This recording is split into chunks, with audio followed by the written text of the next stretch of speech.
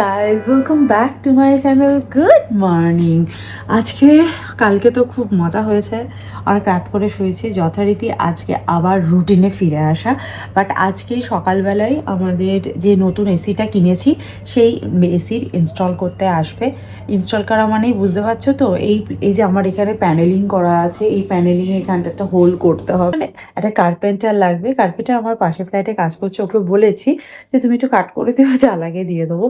এইসব মিলিয়ে মিশিয়ে আছে। আর এছাড়াও আজকে আবার আমার বাথরুমের লকটার একটু ডিস্টার্ব করছে। ওটা বিল্ডারের তরফ থেকে ওয়ারেন্টি রয়েছে লকগুলো, তো সেই লকটা ডিস্টার্ব করছে বলে, সেই ওয়ারেন্টি আছে বলে গোদরেজ কোম্পানি থেকে লোকও আসবে ওটাকে ঠিক করতে। মানে সব কিছু মিলিয়ে মিশিয়ে আজকে আমি প্রচণ্ড ব্যস্ত। এই মিস্ত্রি বাড়িতে লাগা মানে হচ্ছে প্রচুর কাজ বেড়ে যায়। এসি লাগাতে এলো, এখানটা তো আমাদের কভার করাই ছিল। আর এই জায়গাটা প্লাইটা না কেটে রেখেছিলাম, জাস্ট সানমাইকাটা ওপর দিয়ে কভার করা ছিল। ওরা এটা কাটিংও করলো, কাটিং করে বলছে ওদের মাপটা কি গন্ডগোল হচ্ছে, ওরা ওদের সিনিয়রকে পাঠাবে, সিনিয়র লাগাবে। সিনিয়র আজকে অ্যাভেলেবেল নেই। আমি সোফা টোফা কভার করে দিয়েছিলাম যাতে ধুলো না পড়ে, ল্যাডার ফ্যাডার বের করেছে, এগুলো আবার আমাকে ঢোকাতে হবে। আর সব থেকে বেশি প্রবলেম হচ্ছে ঘরের মাঝখানে একটা এত বড় মেশিন রয়েছে, মানে ঘরে নড়াচড়া করতে পারছে না। আমার মানে নড়াচড়া করতে পারে আমার দেখেই অস্বস্তি হচ্ছে। ঘরের মাঝখানে একখানা এত বড় জিনিস, এত বাজে লাগে না আমার, কি বলবো, একদম পছন্দ হয় না আমার। ঘর এলোমেলো হয়ে গেলে। যাই হোক, রোবর কাজ করছে। আমি এয়ার ফ্রায়ারে মাছ ভাজতে বসিয়ে দিয়েছি, অ্যাক্টিভ ভাজা হয়ে গেছে, আর অ্যাক্টিভ ভাজবো। আমার আজকে রান্নাবান্নার কিছু নেই। এই ভেটকি মাছটা ফ্রাই করে রেখে দিচ্ছি, টুইটিকে ভাজা দেবো, ডাল দেবো, ওই দিয়েও খাবে। আর আমরা তো কালকে অনেক খাবার দাবার আনা হয়েছিল, ভেজ খাবার, ওই খাবারই খাবো। কারণ আমার রান্নাবান্নাও করতে ইচ্ছা করছে না, খাবারগুলোও তো খেতে হবে, নাহলে তো নষ্ট হয়ে যাবে। তারপর ফলের বাস্কেট উপচে যাচ্ছে, এগুলোকেও খেতে হবে, তাই করে একটু ফল কাটি দিয়ে খাই। এই যে এয়ার ফ্রায়ারে মাছ ভাজি, এটা অনেকে বলে তোমরা কাঁচা মাছ খাও, মানে এটা অনেকেই বলে কাঁচা মাছ খাও, এ খাও। এয়ার ফ্রায়ারে মাছ ভেজেছি, কেউ বলবে এত দুধ বসিয়েছে দিয়ে এই তো মাছ ভেজেছি। কোনো অ্যাঙ্গেলে মনে হচ্ছে এটা এয়ার ফ্রায়ারে ভাজা, এটা ভাজা খেতেও খুবই ভালো লাগবে। তো যাই হোক, মানে অনেকে হয়তো তেল চুপচুপ করে খেতেই বেশি ভালোবাসে, বাট আমার মনে হয় আমি এইখানে দুটো মাছ ভাজা খেতেই পারি। তার কারণ এতে বেশি অয়েল নেই, কিছুই নেই, সুতরাং খেতে আমার কোনো অসুবিধা। একদম মাছের ভালো পুষ্টিটা আমার মধ্যে যাবে। আর তেল দিয়ে ভাজলে তখনই আমার মনে হবে অনেকটা তেল খাওয়া হয়ে গেল। তেল খাওয়াটা কিন্তু একদমই ভালো না, স্পেশালি হার্টের জন্য। আর আমার যেহেতু ফ্যাটি লিভার আছে, সেই জন্য আমাকে ডক্টরে বলেছিল যত কম তেল খেতে পারবে সেটা তোমার জন্য। ইভিনিং এভরিওয়ান, সেই সকালে কথা বলার পর হয়নি। অ্যাকচুয়ালি আজকে রান্নাবান্না শুধু মাছটাই তো ভেজেছিলাম, আর কোনো সেরকম রান্নাবান্না নয়। টুইটির জন্য তো সেদ্ধ সেদ্ধ খাবার করতে আর কত সময় বা লাগে বলো। যাই হোক, আজকে এসি ইনস্টল হলো না, আমার তো ভাঙাভুঙি করে দিয়ে চলে গেল। কালকে আবার স্পেশাল লোক আসবে ওটা ইনস্টল করবার জন্য। আর এখন একটা কার্পেন্টারকে রেখেছি, আসবে বললাম না, ওই যে আমাদের লকটা ঠিক করবার জন্য। মানে আমার সারাদিন খালি এইসব করে করেই কেটে গেল। চলো যাও, টুইটি এমন করে দাঁড়ালেই টুইটি মাপবে যে ও লম্বা না আমি লম্বা। আমি যেখানে পা ভাঁজ করে দাঁড়িয়েছি সেটা খেয়াল করে না, খালি বলবো কি তুমি বেটে হয়ে গেছো, আমি লম্বা হয়ে গেছি, তাই না টুইটি?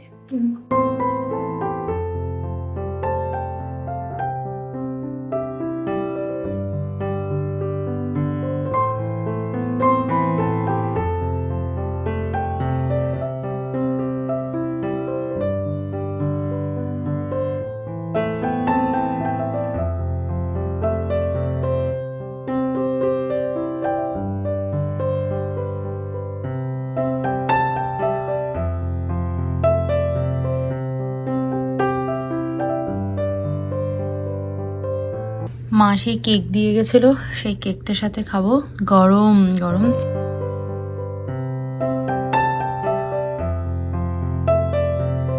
আমি ডিনার বানাতে এসেছি, টুইটিকে আমি বললাম তুই কি খাবি, যে শুনেছে ডিনার বানাতে এসেছি বলছে খেতে তো দেবে সেদ্ধ সেদ্ধই। আমার শুনে খারাপও লাগছে, কিন্তু সত্যিই কিছু করার নেই। এই জন্য বললাম ঠিক আছে দাঁড়া, একদম ঝাল ছাড়া সুন্দর করে একটুখানি, আমি ভাবলাম একটু নুডলস করে দিই, ওর জন্য একটুখানি করে দেবো সবজি টবজি দিয়ে, তাহলে সবজিটাও খাওয়া হয়ে যাবে, ডিমটাও দিয়ে দেবো, ডিমটাও খাওয়া হয়ে যাবে ওর, তাহলে ও খেয়ে নিতে পারবে। কি কষ্ট লাগছে না আমার বলবো। হ্যাঁ, সত্যি কথা বলতে সেদ্ধ আমি নিজেও পছন্দ করি না এতবার সেদ্ধ ভাত খাওয়াটা, কিন্তু তাও আজকে একটু ডাল দিয়ে মাছ ভাজা দিয়ে দিয়েছিল, মাছ ভাজাটা খেয়ে বলেছে ঠিক আছে, তাই ভাবছি কালকেও ওকে মাছ ভাজাই দেবো, মাছের ঝোল ওর জন্য আলাদা করার প্ল্যান আছে। তা দেখা যায়, এখন তো সামনে পরীক্ষা, তো আমি মানে স্কুলে পাঠাতেও চাইছি না, বাড়িতে থেকেই পড় বাবা, পড়াশোনাটা কমপ্লিট কর, সামনে আবার অ্যানুয়াল পরীক্ষা 6 তারিখ থেকে, সেই নিয়েও তো আমার মাথা ব্যথা কাজ করছে না, তারপর আবার জিভে ব্যথা। যেন আমার সাথেও হয়, ভালো না খেলে মানে মোটামুটি যেটা খেতে চাইছি সেটা যদি না খাই মাথা কাজ করে না, ভুলভাল খাবার খেতে আমার একদম ভালো লাগে না।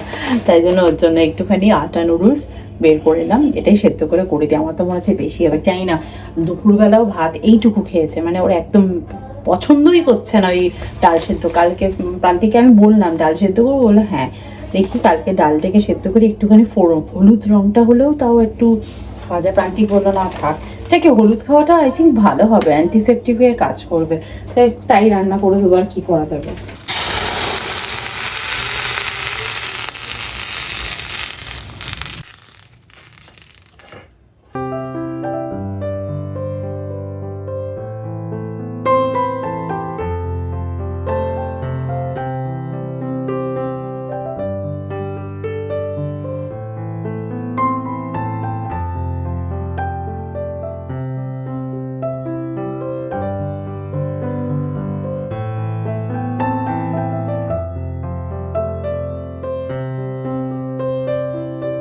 এখানে নুডলসটাকে সেদ্ধ করবার সময় না আমি অনেক ভেজিটেবলও দিয়ে নিয়েছি, আর একটু অলিভ অয়েল অ্যাড করে নিয়েছি।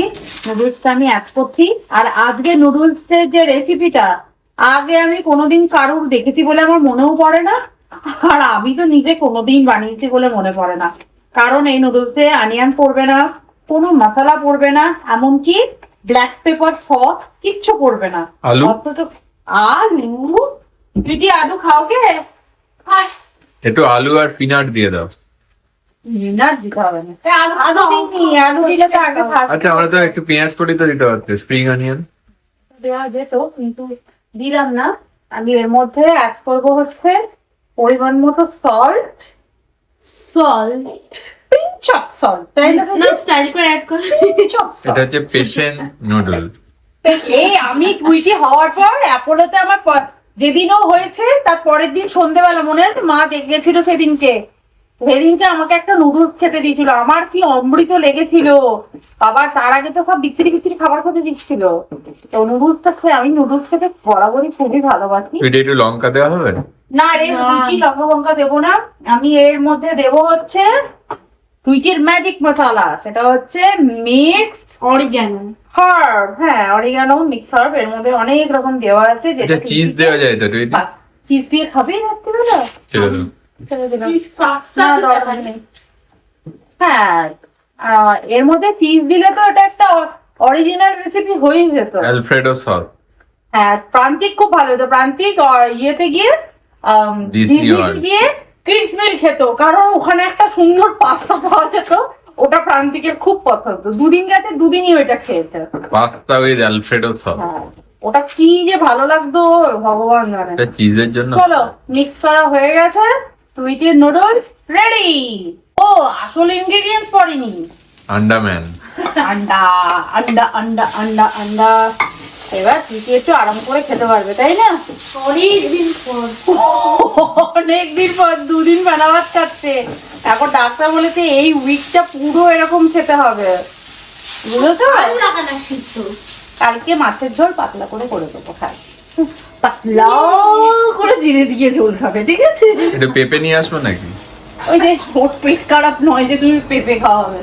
চলো, এটা টুইটিকে সার্ভ করে। পুরো না একটু ভাত করেছিলাম, তো টুইটি তো খায়নি, ভাতটা পুরোটা খায়নি, সেটা প্রান্তিককে খাচ্ছে এখন।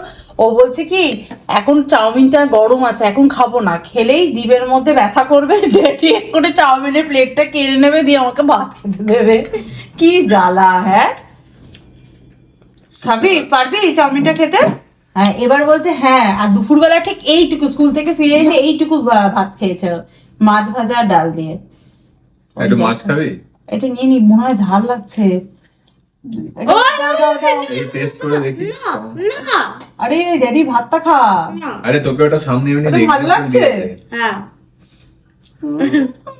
আবার নিজে নিজে চপস্টিকটা বের করে নিয়ে এলো। ডাল দাও ডাল দাও। Doll doll doll. দেখো, আমি কোনো কিছুর রিভিউ দেওয়ার আগে আমি নিজে ইউজ করি।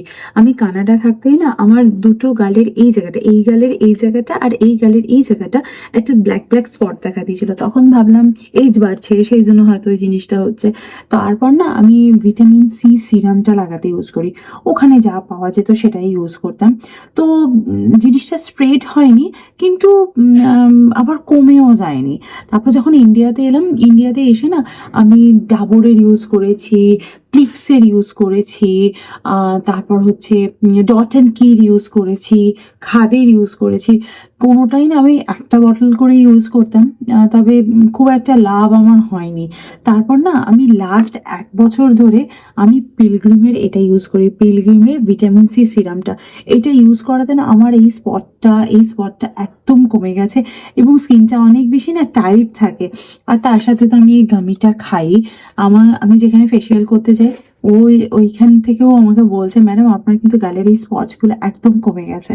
তো ওরা তো বলবেই আমাদের ফেসিয়ালের জন্য আপনার ঠিক হয়ে গেছে, কিন্তু ব্যাক এন্ডে যে আমি এই সিরামটা ইউজ করতাম সেই জন্যই আমার মনে হয়। এবং ডায়েটটা ভীষণভাবে নির্ভর করে। তবে হ্যাঁ, ডায়েট আমি আগেও ঠিকঠাক ফলো করতাম, এখনও করি, তবে এখন একটু বেশিই করি বলতে পারো। তো সেই সব করে আমার স্কিনের ওই ব্ল্যাক স্পটটা উঠে গেছে, মানে নেই বললেই চলে। যারা আমার পুরোনো ব্লগ দেখো বা দেখেছো তাদের চোখে পড়তেও পারে, আবার নাও পড়তে পারে। অ্যাকচুয়ালি ক্যামেরায় তো সবসময় অতটা বোঝা যায় না, আমি কোনোদিনই ক্যামেরা অত ক্লোজ করে স্কিনটাকে দেখাইনি, সেই জন্য হয়তো চোখে পড়বে না, আবার পড়তেও পারে। তো কারোর যদি এরকম প্রবলেম হয়ে থাকে তাহলে অবশ্যই একবার পিলগ্রিমের এই ভিটামিন সি সিরামটাকে ইউজ করো। এর বড় ফাইলটাই পাওয়া যায় না, তবে এবার আমি অ্যামাজনে পেয়ে গেছি, অর্ডার করেও দিয়েছি। এটা আছে, অনেকটাই আছে এখন। তো যাই হোক, আমার স্কিন তো স্পটটা রিমুভ হয়ে গেছে, আশা করছি তোমাদেরও হবে।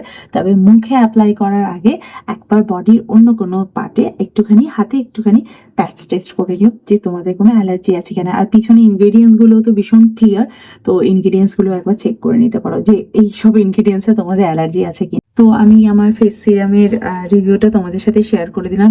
আমার চ্যানেলে সবসময় অনেস্ট রিভিউ পাবে, আমি নিজে ইউজ করি তারপরেই আমি কাউকে রেকমেন্ড করি। তবে হ্যাঁ, সবারই স্কিন কিন্তু একরকম নয়।